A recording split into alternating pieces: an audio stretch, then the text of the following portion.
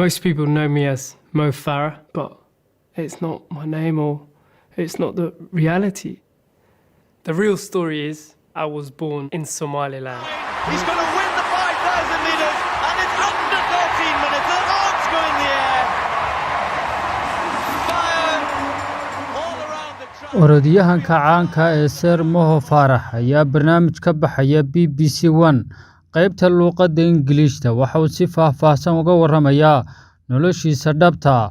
waxa uu barnaamijka BBC u sheegay inaanu magaciisa dhabti ahayn Mo Farah ee uu magacaasi yahay mid been abuur ah oo UK lagu keenay. waxa uu barnaamijkaasi kaga warramayaa magaciisa runta ah inuu yahay Xuseen Cabdi Kaahin. waxa kale oo uu sheegay in qoyskiisa UK keenay ay yaraantiisii nolosha ku ciqaabeen. Mo Farah ayaa sheegay inuu ku dhashay Somaliland, dalka Ingiriiskana uu ku soo galay taariib isagoo 9 jira.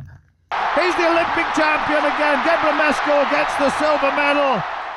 orodyahanka reer Somaliland ee Mo Farah ee 4 jeer ku guuleystay biladda dahabka ee orodada caalamka ayaa sheegay in kadib geeridii aabihii sanadkii 1987 hooyadii isaga iyo walaalkii Xasan u dirtay dalka Djibouti si ay adeerkoodu la noolaadaan.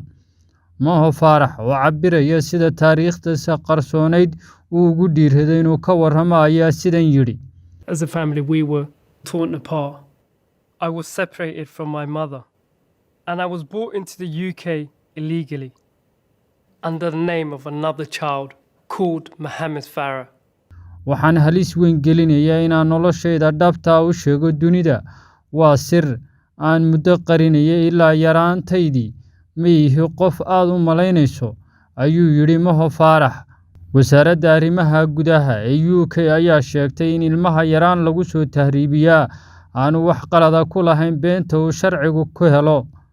sanadkii 2000 Sir Mo Farah waxa uu dib ula midoobay qoyskiisa dhabta kadib markii uu bilaabay inuu ka hadlo telefishinka, waxaana aqoonsaday xubno ka tirsan bulshada Soomaalida kuwaasoo la xiriiray hooyadiis Caasha oo ku sugan Jamhuuriyadda Somaliland, gaar ahaan magaalada Boorama. arrintan uu ka warramay orodyahanka caanka ah ee reer Ingiriis gaar ahaan u dhashay Somaliland ayaa ah mid bulshada caalamka ka yaabisay. He's the Olympic champion again. Deborah Mesco gets the silver medal. And in third place. Maxamed Faarax, Bilo Telefishinka CBA, The second Hargeysa.